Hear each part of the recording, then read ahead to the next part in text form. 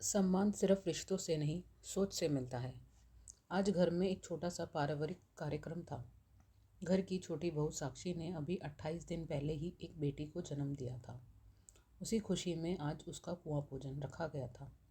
साक्षी के पति अभय business meeting के कारण शहर से बाहर थे, इसलिए कार्यक्रम सादा रखा गया। बस कुछ खास रिश्तेदार ही बुलाए गए थे। साक्षी अपने कमरे में अपनी 28 दिन की बेटी अनवी को दूध पिला रही थी। तभी उसकी छोटी बहन पायल अंदर आ गई। उसे देखते ही साक्षी ने पूछा, अरे पायल, इतनी जल्दी खाना खा लिया? पायल ने नज़रें चुराते हुए कहा, नहीं दीदी, बाहर अभी मेहमान खाना खा रहे हैं, इसलिए मैं अंदर आ गई। साक्षी ने तुरंत पूछा, तो पापा कहाँ हैं? बरामदे में बैठे हैं। अकेले? पायल चुप हो गई। साक्षी समझ गई, आज उसके पापा वहाँ सिर्फ मेहमान नहीं थे, बल्कि अजनबी बना दिए गए थे। अभय और साक्षी की लव मैरिज थी। अभय बड़े और अमीर परिवार से था, जबकि साक्षी एक साधारण मध्यम वर्ग के परिवार की बेटी। ससुराल में सास नहीं थी, पर जेठानी काव्या थी। एक ऐसी औरत जो बाहर से सख्त दिखती थी, लेकिन अंदर कहीं न कहीं खुद भी टूटी हुई थी। काव्या का बचपन तुलना में बीता था। मायके में हमेशा यही सिखाया गया, हम दूसरों से ऊपर हैं। उसने कभी बराबरी नहीं देखी, सिर्फ ऊंच नीच सीखी थी। शायद इसलिए जब साक्षी आई, सादगी, संस्कार और आत्मसम्मान के साथ, तो काव्या को लगा जैसे उसका वर्चस्व खतरे में है। घर में नौकर चाकर होने के बावजूद काव्या दिन भर आराम करती और साक्षी को ही हर बात पर टोकती। जब साक्षी कभी अभय से कुछ कहती, तो अभय अक्सर यही कहकर टाल देता, भाभी ने सालों से घर संभाला है, उन्हें ज़्यादा अनुभव है। साक्षी चुप हो जाती और अभय हर बार सोचता, शांत रहना ही समझदारी है। उसे अंदाज़ा नहीं था कि उसकी यह चुप्पी साक्षी को हर दिन थोड़ा थोड़ा अकेला कर रही थी। काव्या के मायके से कोई आता तो उनकी खातिरदारी में कोई कमी नहीं रहती, लेकिन साक्षी के मायके वाले हमेशा अनदेखे रह जाते। साक्षी ने पायल से कहा, जा पापा को मेरे कमरे में बुला ला।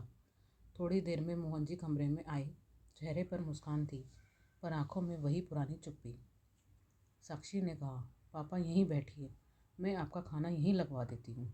नहीं बेटा, सब खा लें फिर हम खा लेंगे। लेकिन देर होती जा रही थी। जब साक्षी बाहर आई तो देखा हॉल में सिर्फ काव्या के मायके वाले थे। हंसी मजाक चल रहा था। इतनी क्या जल्दी है? काव्या की बहन ने हंसते हुए कहा, कोई बहुत बड़ा अफसर तो नहीं है तुम्हारे पापा? हंसी गूंज उठी। साक्षी ने कुछ नहीं कहा। वह चुपचाप रसोई में गई और खुद मटर पनीर और मिठाई लेकर पापा को परोस दी। जब मोहन जी और पायल चले गए तो काव्या का गुस्सा फूट पड़ा। छोटी बहू हो, छोटी बनकर रहो। साक्षी कुछ नहीं बोली।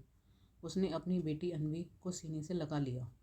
उसी वक्त अभय घर के बाहर गाड़ी से उतरा था, दरवाजे के पास खड़ा था।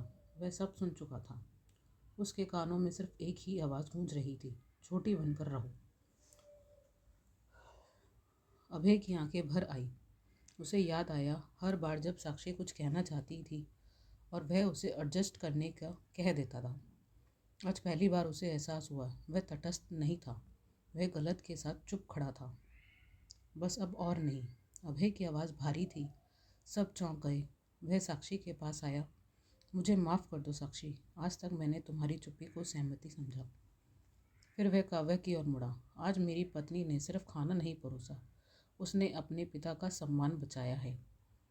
उसने अपनी बेटी अनवी को गोद में लिया। अगर कल मेरी बेटी के साथ कोई ऐसा करे तो मैं खुद को माफ़ नहीं कर पाऊँगा। साक्षी ने गहरी सांस ली। मैं आज तक चुप रही क्योंकि मुझे सिखाया गया था औरत घर जोड़ती है, लेकिन अब समझ आ गया है, अगर औरत खुद टूट जाए तो घर सिर्फ दीवारों का ढांचा रह जाता है। घर दो हिस्सों में बट गया, लेकिन इस बार सम्मान के साथ। काव्या अकेली बैठी थी। आज पहली बार उसे समझ आया, ऊंच नीच ने उसे मजबूत नहीं, खोखला बना दिया था। और साक्षी, वह अब सिर्फ बहू नहीं थी, वो माँ थी, जो अपनी बेटी को चुप रहना नहीं, खुद के लिए खड़ा होना सिखाएगी। क्योंकि सम्मान मांगा नहीं जाता, कमाया नहीं जाता, वह दिया जाता है।